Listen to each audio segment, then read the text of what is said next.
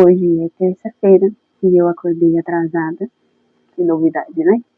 Então, aqui estou eu fazendo o meu devocional enquanto eu lavo as minhas roupas.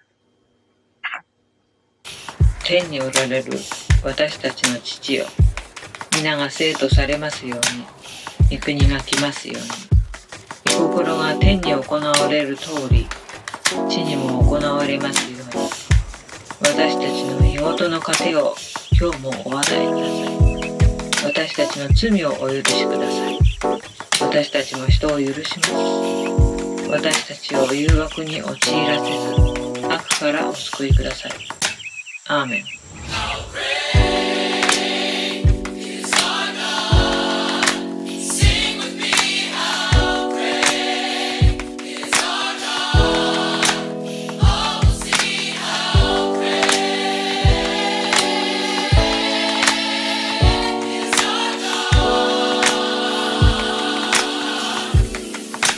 Pronto, finalmente estou em casa, posso centrar a minha rápida atenção agora para concluir o raciocínio que eu estava tentando iniciar o dia falando sobre o devocional que eu fiz e eu não consegui porque o microfone não estava funcionando. Vamos às considerações. O que eu li hoje foi alguns capítulos de Eclesiastes, a partir do capítulo 7, e um pouquinho de Reis, ou Crônicas, ou Reis e Crônicas, falando sobre Salomão, a visita que ele recebeu da rainha de Sabá, tudo que ele teve, e falando também sobre a morte dele, como foi a morte dele, que quem poderia imaginar, depois de ter se relacionado com 700 mulheres, o coração dele se desviou do Senhor. E por causa dessas mulheres com quem ele se deu em casamento, ele acabou indo adorar outros deuses e passou a sua velhice distante do próprio Deus. E dentro disso eu tenho alguns apontamentos para fazer. Primeiro, em relação a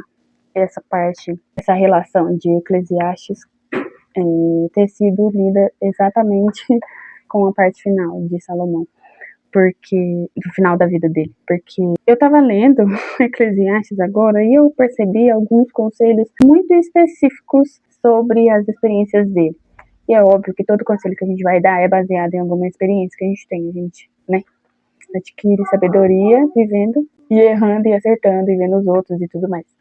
Mas significa que o fato de ser contextos tão pessoais e lido de uma forma tão pessoal, esse livro de Eclesiastes também expõe a decisão dele e o reconhecimento de ter tomado uma atitude errada, que no caso é ter se afastado de Deus. E ele coloca isso de que, cara, eu tive tudo, eu fiz tudo, eu não neguei nada pra mim e eu tinha sabedoria. Mas perceba que até o estudar demais causa enfado. E o ideal é que as pessoas não sejam demasiadamente justas, para não causar ira e tudo mais. E também, principalmente, muitos conselhos relacionados a mulheres e tudo mais. Por que será? Enfim, mas isso coloca como assim, poxa, olha o princípio de Salomão, sabe? Olha como ele foi chamado, olha como ele teve uma resposta agradável do Senhor, e olha o fato de que ele ter nascido já era um desejo do Senhor pelo que ele ia fazer a princípio, pelo povo. E como promessa, continuando a promessa do pai dele, de Davi. Mas Salomão errou tanto que no final Deus virou e falou: no que dependesse de você, já não ia mais ter lugar no trono para sua família. Porém, eu fiz uma promessa para o seu pai. Então eu vou sim manter alguém, de alguma forma. Mas saiba que os seus descendentes aí vão ter muita dor de cabeça. Então consegue imaginar? Tipo, até que ponto que ele chegou? Meu Deus. O quanto ele foi levado por tudo que falavam e esperavam dele, provavelmente, com certeza, pela forma como tratavam ele, porque, nossa, ele era tão inteligente, tão incrível, a rainha de Sabá deu coisas que não eram encontradas em nenhum outro lugar, especiarias e árvores e coisas que eles colocaram, que eram tão boas e tão bonitas e tão cheirosas que eles usaram dentro do templo e para os sacerdotes e tudo mais.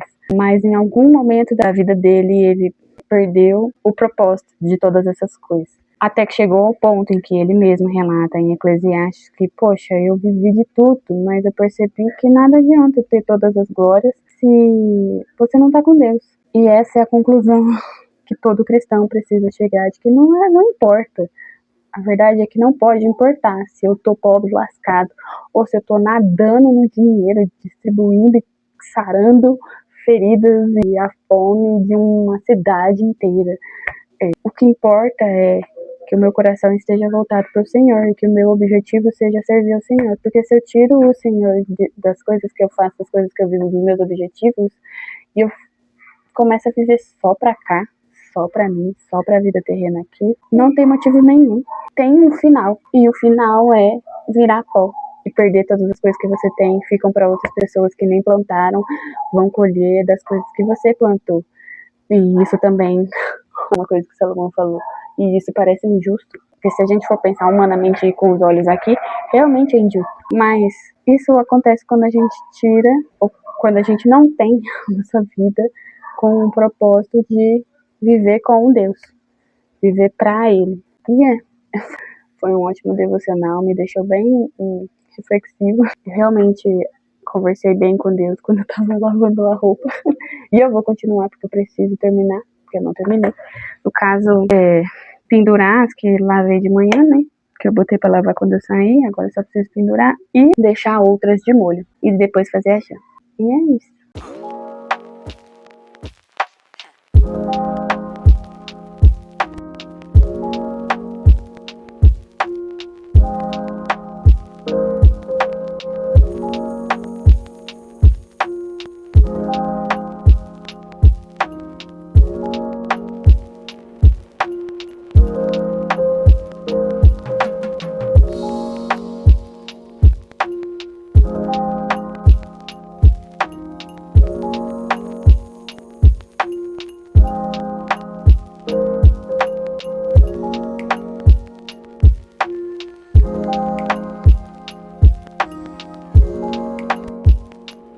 Pois é, fiz meu devocional, orei agora de manhã, não consegui parar para gravar em casa, porque eu li porque eu precisava fazer minha marmita e afins. Então eu vou gravar agora enquanto eu estou indo pro trabalho, estou até saindo mais cedo, inclusive, porque eu tenho bastante coisinha para ir mexendo lá, mas basicamente, hoje eu li Crônicas, segunda Crônica, aquela parte do rei Roboão até, qual é o nome dele?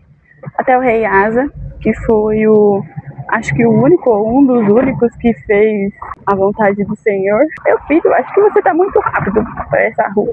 E o que me chamou a atenção, relendo essas histórias, é a questão de que, primeiro é da parte que acho que todo crente, pelo menos, conhece, o rei indo lá pedindo conselho pros caras que eram conselheiros do pai dele, e aí eles viram e falam, olha, se eu fosse você, eu fazia assim assado, do jeito que o povo tá falando. E aí ele vai lá, pede conselho para outros conselheiros que eram os dele, que eram mais jovens. Nada disso. Se eles estão pedindo para você aliviar o jugo deles, pode falar. Como é? Meu dedo mindinho é mais grosso que a cintura do meu pai. Brincadeiras à parte, mas essa parte sempre me faz pensar de como a gente pode ser construidor ou destruidor de situações, de vidas, de pessoas mesmo, no sentido mais puro da palavra, a depender de com quem a gente se aconselha. Porque ainda que a gente não seja um rei que tenha vários e vários conselheiros para ajudar, mas trazendo para uma circunstância atual de vida, de 2026, isso faz a gente pensar nas pessoas com quem a gente conversa e compartilha a nossa vida, nossas dificuldades e tudo mais.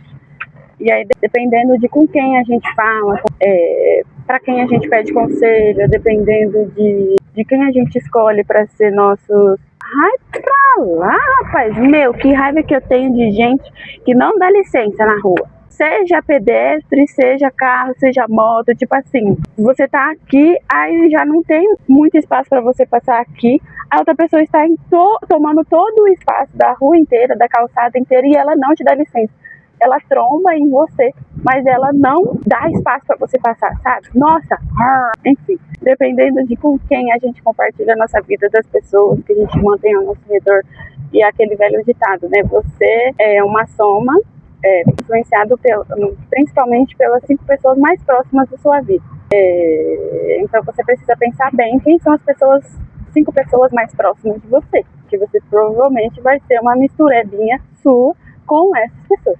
E no caso desse rei foi a mesma situação. Tipo assim, ele tinha lá, podia se aconselhar com os do pai dele, não gostou e foi atrás dos outros 5, vamos colocar assim, que eram mais próximos dele, eram os conselheiros dele. Fez e cometeu lá aquela loucura de piorar a situação de escravidão lá do povo. Mas o que é interessante que está escrito é que isso aconteceu pela permissão de Deus para que se cumprisse uma outra determinada circunstância lá que estava escrita para acontecer. E isso encaixa um pouquinho, pelo menos na minha cabeça, com um livro que eu estou lendo sobre como orar. E não sei se eu já comentei que eu estou lendo ele aqui ou não. Mas enfim, eu estou lendo esse livro, já tem aí umas 2 semanas, eu acho que eu estou tentando terminar. Ao menos até do começo, ali até mais ou menos a metade, o livro aborda sobre como o autor, né, enxerga a questão da influência da oração nos ouvidos de Deus. Tipo assim, o quanto realmente uma oração pode mudar os planos de Deus ou não muda. Na verdade, a gente trabalha com o princípio da causalidade, de que as coisas vão acontecer do jeito que elas vão levando o rumo. E o Senhor, sendo onisciente, já sabe o que você vai orar. E talvez, na verdade, a sua oração já seja fruto de uma ação do Espírito Santo para realizar a vontade dele, ou para, no sentido tipo de interceder por alguém ou por alguma situação, ou de que é claro que você ia orar para que o seu parente seja curado da doença que ele tá, porque ninguém vai orar pedindo para a pessoa morrer, sabe? Tipo assim. E aí vai debatendo isso, mas de uma forma bem interessante, racionalizando um pouquinho, trazendo explicações um pouco da questão da fé mesmo, de não ter uma fé infantil, né? Não ter uma fé que vai funcionar num passe de mágica, sabe? Porque a vida não é assim. O evangelho não é assim, Deus não trabalha com passos de mágica, ele trabalha com processos, e ele trabalha com processos que funcionam exatamente do jeito que a vida humana que ele criou deveria funcionar. Do mesmo jeito, os exemplos que eu sempre falo da árvore, né? Você planta a árvore, mas ela planta a semente, mas ela não vai virar árvore daqui uma semana. Ela vai precisar de semanas para nascer um pouquinho e mais meses para, sei lá, chegar a 30 centímetros e anos, talvez, para virar uma árvore de 2 metros de altura, sabe? Então, é o processo natural da natureza. E se a natureza vegetal e a natureza animal funcionam desse jeito, por que a natureza humana não funcionaria, né? E com todos os nossos processos humanos. E isso me fez pensar, né, nessa questão desse livro. Tipo, poxa, por mais que ele tenha sido um cabeçudo de seguir os conselhos ruins dos outros conselheiros, mas o Senhor já sabia que isso ia acontecer. Ele já sabia que ele não ia dar atenção para os outros, ia dar atenção para ele. E sabendo disso, ele permitiu. Não é? Isso aí, vou deixar que aconteça, porque ele tem controle de tudo, né? Então ele deixou que isso acontecesse para que lá na frente a família desse rei sofresse as consequências e tudo mais. Do mesmo jeito Faraó. Não é que o Senhor poderia invadir a mente e as decisões do Faraó e falar, vai liberar sim, e aí o povo vai lá pro deserto e vai sair do Egito. Mas o Senhor, primeiro, que ele não invade ninguém, né? Ele vai ali na conversa para o convencimento. E é a pessoa que vai decidir se ela quer ou não. Mas o Senhor, na onisciência dele, já sabendo que não importasse o que ele fizesse, o Faraó não ia arredar o pé, permitiu. Então tá. Deixa aí você na sua teimosia, e eu vou fazer isso e isso mesmo você sendo teimoso, e aí quando chegar o momento certo, que eu sei que vai ser o seu limite, que é no caso da 10ª praga, eu sei que você vai liberar o povo. Depois eu sei que você vai querer mandar seus cavaleiros atrás deles no meio do deserto, mas aí eu vou matar eles fechando o mar no meio deles. Diferente, por exemplo, de Nabucodonosor, que era um rei mau, que ele fez coisas ruins com os outros povos, mas em algum momento o Senhor tratando com a permissão, mas depois em algum momento virou, jogou lá uma profecia, o cara virou um animal, um boi, né? Ficou vivendo como boi por um tempo. No tempo determinado, ele voltou a ser humano e teve a consciência de, puxa, agora eu sei que esse Deus é o Deus verdadeiro, esse Deus de Israel aí, poxa, realmente, vou servir a ele, porque eu sou poderoso, mas ele é muito mais do que eu, né? E o Senhor deixou que essa situação acontecesse, porque sabia que depois de recobrar a consciência, Nabucodonosor, ele ia baixar a bolinha, sabe? Diferente de Faraó, não abaixou a bolinha nem quando o filho mais velho dele morreu. Então, enfim, é isso. Achei muito interessante essa questão das escolhas, de teimosia, mas de que independente das decisões que a gente tome, independente dos nossos pecados, o Senhor tem o controle sobre todas as coisas, e tem coisas que funcionam pela vontade dele, e tem coisas, principalmente na humanidade, que ele só permite. E para que a gente lide com as nossas próprias consequências, porque senão todos nós seríamos mimados e a vida não seria justa, né? E nós temos, no final das contas, com os nossos livres arbítrios, nós temos que lidar com a causalidade. Meu, que trânsito horrível! Eu saí mais cedo, eu vou chegar atrasada. Não é possível uma coisa dessa, eu não tô acreditando. Enfim, é isso. Vou desligar aqui que meu celular já está com a bateria morrendo e eu preciso carregar quando eu chegar lá.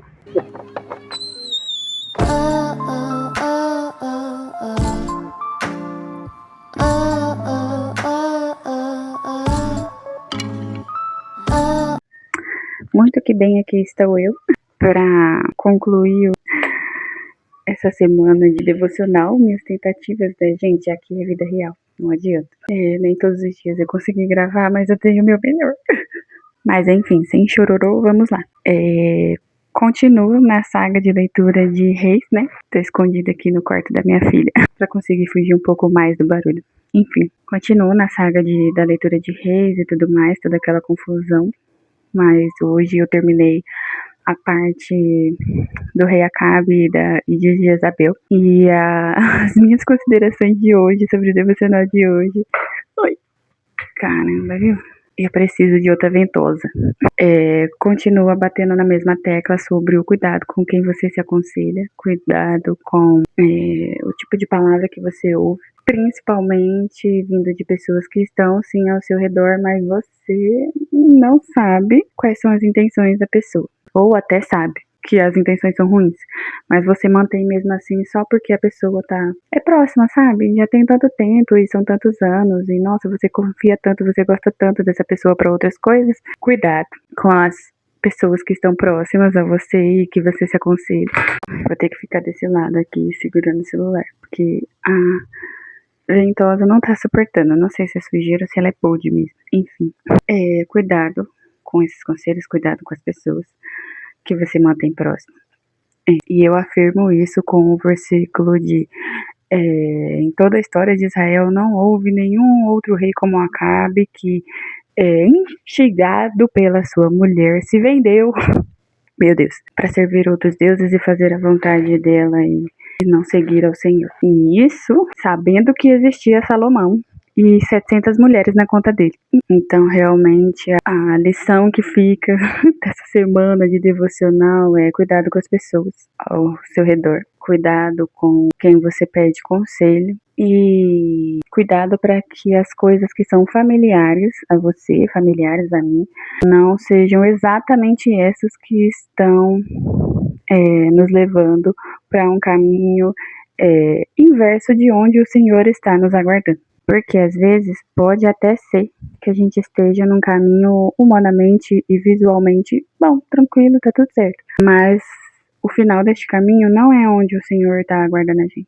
Às vezes ele está aguardando a gente em um outro caminho bom, bonito, maneiro e saudável.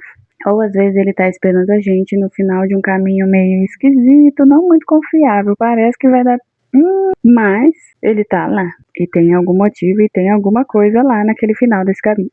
Então, é realmente um conselho que, além de tudo, além de nos fazer pensar sobre realmente quem a gente quer e deve manter por perto, ele também é um conselho para toda a vida, porque você pode falar isso para quem está estudando na escola, sei lá, no nono ano, no terceiro ano do colegial, você pode falar isso para quem tem seus 20 e poucos, você também pode falar isso para quem está nos seus 40, 50 e poucos. De que tipo de pessoas, amizades e conselhos ela tem ouvido e recebido e acreditado ou ainda guardado no seu coração, mesmo depois de tanto tempo, tantas experiências, sabe? É um conselho atemporal. E foi uma palavra bem fechada, bem redonda, né? Vou meditar mais sobre isso. Acho que é um ponto realmente de atenção, de fazer uma limpezinha aí por aí, se precisar. Muito obrigada se você assistiu até aqui, que não foram muitos dias, foram só 3, né? Eu acho, 4 dias. Que eu lembrei de gravar, mas é isso, é vida real. Esse canal é sobre isso, né? Sobre o meu processo, minha luta. E, gente, eu fui efetivada no estágio. Então, já começou a minha luta trabalhística CLT como professora, de correr para fazer planejamentos, correr atrás de papel e enviar e cola quente. Porque agora serei, no caso, oficialmente oficializada como professora de 2 turmas. E olha aí, ó, para quem começou essa jornada no YouTube, gravando os estágios de serviço social, eu terminei, agora passei pelo processo de busca de vaga de pedagogia, entrei no estágio, já estou lá há 4 meses e fui efetivada. Que loucura! Então é isso, continuaremos na saga da vida real aqui pelos nossos devocionais, continuaremos na saga de como estudar numa faculdade EAD e trabalhar para fazer o estágio, continuaremos na saga da fluência do inglês, continuaremos na saga das visitas da palhaçaria, né, das obras que a gente tem feito lá na igreja, que no meu caso eu trabalho tanto nas visitas quanto nessa linha das crianças, e nós viveremos aí. E também algumas coisas aleatórias, tipo de casa, de limpeza, de organização, vamos construindo o nosso apartamento junto enquanto nós estivermos aqui.